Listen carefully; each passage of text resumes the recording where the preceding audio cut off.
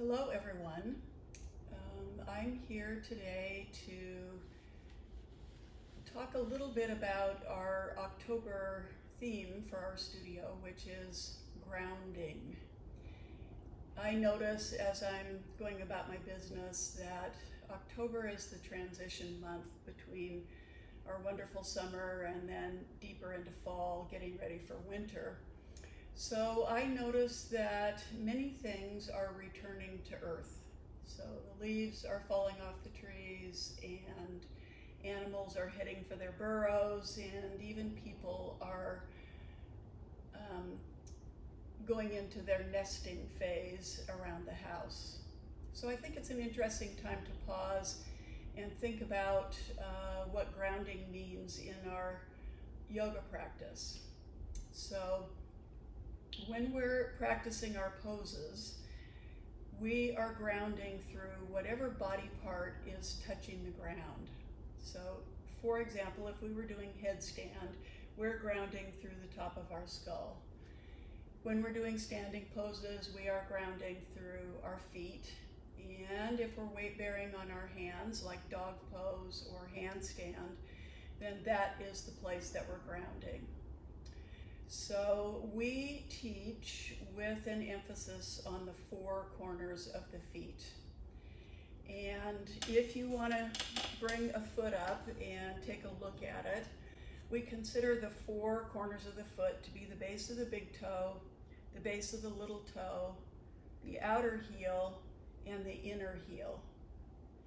And those are the foundation points that connect us to the earth when we are standing on our feet. So that includes Tadasana and really all of the standing poses. We need to be attentive to those foundation points. Now, interestingly, as we are grounding through those four corners, that sets the stage for us to lift up from the arch of the foot. So we have a balance between the grounding forces through the four corners of your feet and the lifting up forces which come from the arch of your foot. So let's try standing up now. In your Tadasana, having your feet a few inches apart is just fine. And you notice that if you roll to the outer edges of the feet, then of the four corners that are down, it's the base of the little toe and the outer heel. Just the opposite, which is an action of pronating, we have the base of the big toe and the inner heel are down. So pronating tends to drop the arch, and supinating, which is the opposite, little toe and outer heel down, tends to lift the arch of the foot. So each of us in every pose where we're bearing weight on our feet, we need to balance our feet so that we are evenly balanced between the big toe and the little toe, the inner heel and the outer heel. So that forms our connection to the earth, those 4 points. And when we're balanced between the pronating and the supinating action, that gives us a nice, well-balanced foundation from which our pose can grow up. And so we are pressing down, just like trees would send roots down. You can even imagine a root from each of those 4 corners goes down, just like a tree or a plant sends roots down so that the structure of the plant or the tree or the yoga pose can grow up.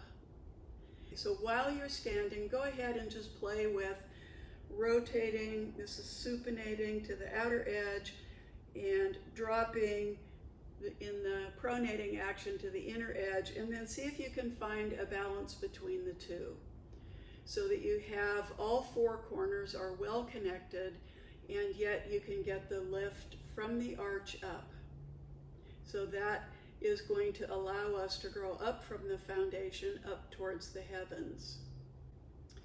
That grounding through the feet, counterbalanced with the lift up, is, I think, a lovely symbolism for poses, and including the standing poses, which is a good time to feel this. The symbolism is that the grounding forces give us stability. So we're connecting to the earth, just like a tree with a really good root system is going to withstand a big wind. So our connection through the four corners, the roots, helps give our pose stability and strength so that our inner pose can grow up and we can be more spacious. So as you stand in Tadasana, see if you can feel that strength of the connection, which then feeds into our vertical lift up. So we're creating space. And if we are going to do Tadasana, you might choose to put the inner edges of your feet together. Spread your toes wide. Find those four corners again.